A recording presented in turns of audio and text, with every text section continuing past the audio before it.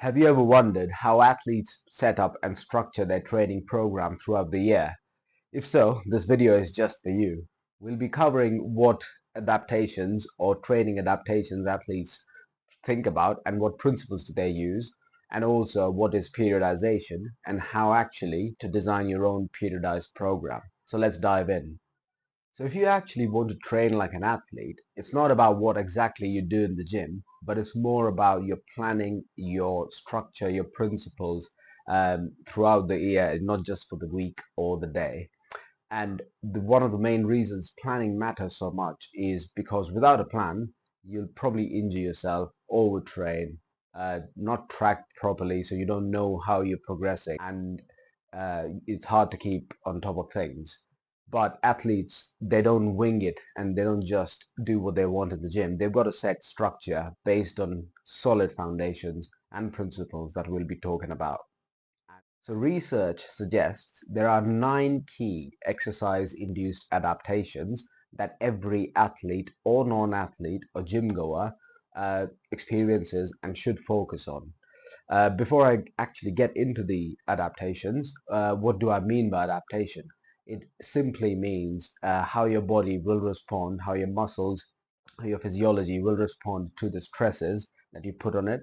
And we are talking today about the exercise-induced stresses. So basically the workouts that you do, the order in which you do it, and how well and how intense the workout is, and then how your body responds to it. So basically, it could be, getting stronger, getting leaner, getting bigger. So it could be all of those things, but we'll touch on each of these adaptations in this video. The first adaptation is your skill or technique. This is simply how exactly you throw a ball, a shot put, a medicine ball. So essentially your form. The second is your speed. Speed is the ability to get the action done as quickly as possible. So it could be a sprint, it could be your agility drills, but how quickly can you get that done over a short distance is basically your speed. Then comes power, which is essentially how much weight or how much force you can generate over a period of time. So if you go back to school, you remember power is force multiplied by acceleration. Think jumping squats, think jumps plyometrics, your cleans and snatches. How quickly can you lift the load or move the load over a period of time is basically your power. The next one is strength. Strength is your maximal force. So we don't care about how slowly or how fast you lift it, but your 1 rep maxes or your close to 1 rep max load or strength. Next is your muscle hypertrophy. So essentially how your body looks, your size of muscles, how big they are, how small they are, and stuff like that.